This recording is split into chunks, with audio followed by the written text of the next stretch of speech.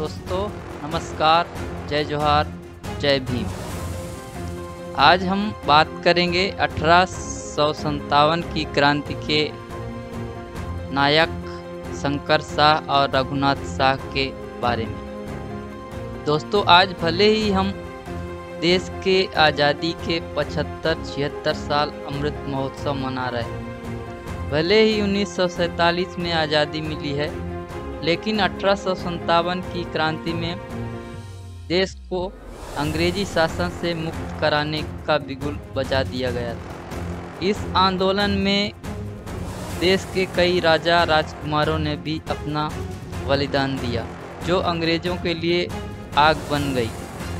आज़ादी की बात हो और महाकौशल के वीर राजा शंकर शाह और उनके बेटे कुंवर रघुनाथ शाह की बात न हो, क्योंकि ऐसे योद्धा थे जिन्होंने हंसते हंसते देश की आज़ादी के लिए मौत को गले लगा लिया। आज हम उन्हीं वीर सपूतों के बारे में चर्चा करेंगे। गोंड राज्य के राजा शंकर शाह और उनके बेटे कुंवर रघुनाथ शाह जी का। वर्तमान मध्य प्रदेश के महाकौशल अंचल में फैला गोंड राज्य एक समृद्धशाली राज्य हुआ करता था। राजा शंकर शाह के पिता राजा सुमेर शाह था। 1789 में शंकर शाह का जन्म हुआ था। उस समय राजा सुमेर शाह मराठों के बंदी होकर सागर के किले में कैद थे। रानी और उनके बेटे शंकर शाह के साथ राजधानी गढ़ापुरवा में आकर रहने लगे। शंकर शाह जंगल के बांस छीलकर नुकीले बाण बनाने लगे। थोड़े दिनों में उन्हें देखकर आसपास के गोंड बालक भी जुड़ गए और धनुष बाण से निशानेबाजी की अभ्यास करने लगे। थोड़े दिनों में उनकी एक मित्र मंडली तैयार हो गई, जिसे गोटिया दल का नाम दिया गया। इस दौरान 1800 में मराठों ने सुमेर शाह को मुक्त कर दिया और वह अपने परिवार के साथ पूर्वा में आकर रहने लगे, जहां 16 साल की उम्र में उन्होंने शंकर शाह को युवराज नाम दिया। शंकर शाह गोरिल्ला युद्ध के जरिए मराठों सैनिकों पर हमले करने लगे।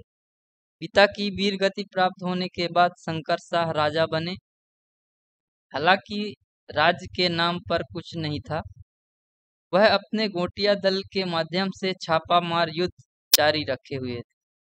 20 साल की आयु में उनकी शादी युद्ध कला में निपुण फूल कुमारी से हुई, जहां 2 साल बाद कुंवर रघुनाथ शाह का जन्म हुआ।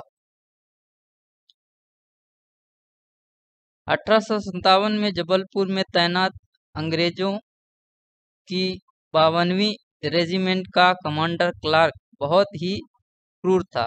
वह इलाके के छोटे छोटे राजाओं जमींदारों को परेशान किया करता था और मनमाना कर वसूला करता था।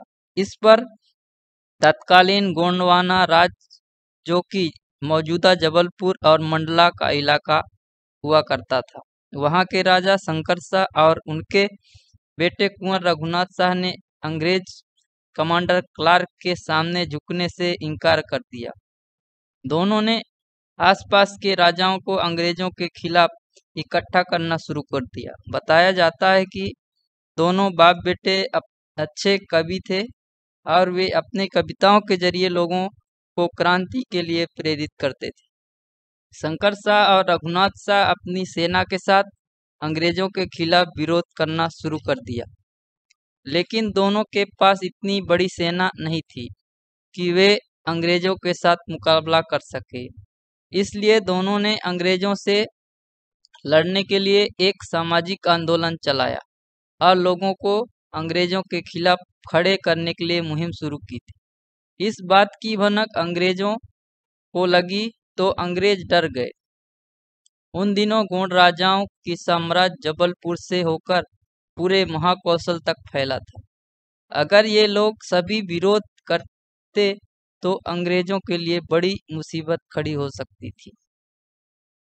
पिता पुत्र से डरे अंग्रेजों ने उनकी आवाज दबाने के लिए दोनों पिता पुत्रों को मारने का षड्यंत्र रचा और इनके पाले हुए राजा ने इन्हीं के बारे में सारी जानकारी अंग्रेजों को दे दी।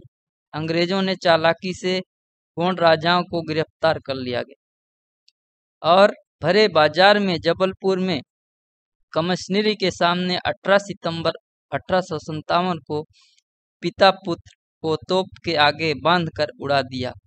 दोनों पिता पुत्र ने अपनी शहादत दे दी, लेकिन इन अमर बलिदानियों को इतिहास में कोई जगह नहीं मिल पाई जो स्वतंत्रता संग्राम के दूसरे सेनानियों को मिली। 18 सितंबर को मनाया जाता है उनका बलिदान दिवस।